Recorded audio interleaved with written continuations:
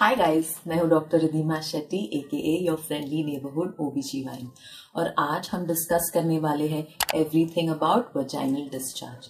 I'm sure after a long day of working or studying, when you go home and you're planning to change your clothes, आपने अपने underwear पे random colour के stains या discolouration notice किया होगा.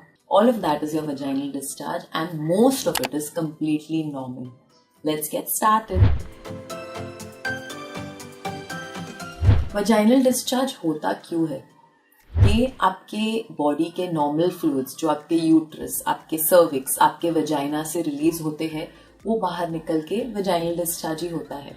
इसके लिए जानना जरूरी है that your vagina is self cleaning.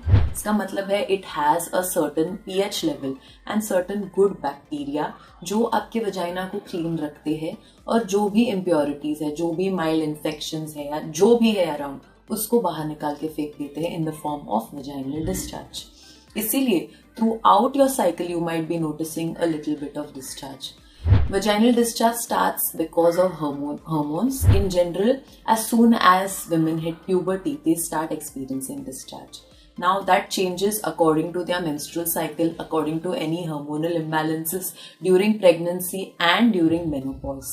Generally, during puberty and all through your reproductive age group, you will notice some amount of whitish, clear discharge all throughout your cycle. It may be increased more when you are ovulating, which is normal, or just before you start menstruating as well. During pregnancy, there is an increase in your normal vaginal discharge, but however, we have to confirm that it is not any infection or any amniotic fluid leaking out. अब menopause पे पहुंचते हैं. Generally 4 to 5 years before a woman reaches menopause ही उनका vaginal discharge reduce होने लगता है and after menopause generally there is absolutely no or very little vaginal discharge. अब क्या क्या कलर्स के डिस्चार्ज है जो शायद आपने ऑब्जर्व किया होगा. फर्स्टली लेट्स टॉक अबाउट जो नॉर्मल है. अगर आपने क्लियर ऑलमोस्ट एग वाइट की कंसिस्टेंसी का डिस्चार्ज देखा है थ्रू आउट योर साइकिल, वो कम्प्लीटली नॉर्मल है. अगर ड्यूरिंग ओव्यूलेशन और जस्ट बिफोर योर पीरियड्स वो थोड़ा मिल्की इन कंसिस्टेंसी हो जाता है बट उससे कोई बदबू नहीं आ रही है, आपको इचिंग या बर्निंग नहीं हो रहा है, वो भी कम्प्लीटली नॉर्मल है.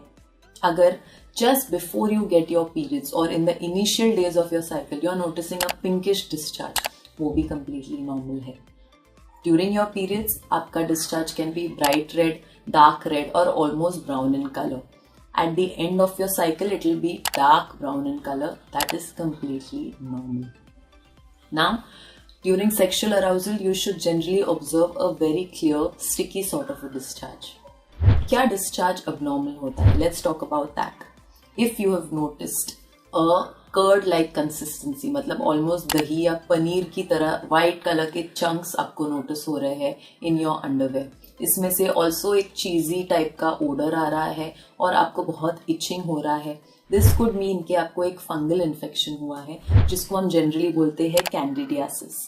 अगर आप इस तरह के सिम्टम से सफर कर रहे हो, always better to go to your doctor and we will prescribe you some anti fungals creams and tablets to insert inside.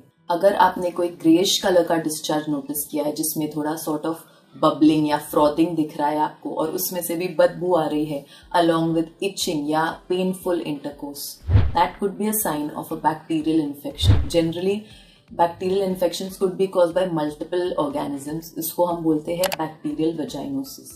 अगर आप ऐसे सिम्टम्स से सफर कर रहे हो, this is also a sign that you should visit your doctor so that you can be started on treatment. अगर आपने एक ग्रीनिश या डार्क येलोइश कलर का बबलिंग डिस्चार्ज भी नोटिस किया है which is causing you pain during intercourse और burning in your vagina and it has a weird fishy और a very stinky odor, that could also be a sign of an infection which is most commonly chlamydia or trichomoniasis. This could be sexually transmitted, so it's always better to go to your doctor and get it checked. ये जानना बहुत ही important है कि your vagina is never going to be smelling like a bed of roses. It like any other part of your body, especially because it is so influenced by hormones, there is always a certain odor to it or a certain scent to it. अभी वो अच्छी fragrance के category में भी नहीं आता और बदबू के भी कैटेगरी में भी नहीं आता. वो कम्प्लीटली नॉर्मल एक बॉडीली सेंट है जिसको आपको एक्सेप्ट करना है. One thing that is very important to know कि कोई भी सॉर्ट ऑफ वजाइनल इन्फेक्शन के लिए आपको सोप या कोई भी इंटीमेट वॉश अंदर डालने की जरूरत नहीं है. मतलब if you are using soap और intimate wash, it is you can use it externally on your vulva, but जो आपका इनर कैनाल होता है जिसको हम वजाइना बोलते हैं, वहां पे no soap, no chemicals, no sparkly fragrance substances should go, क्योंकि वो आपके नॉर्मल वजाइनल पीएच लेवल को डिसरप्ट कर देता है.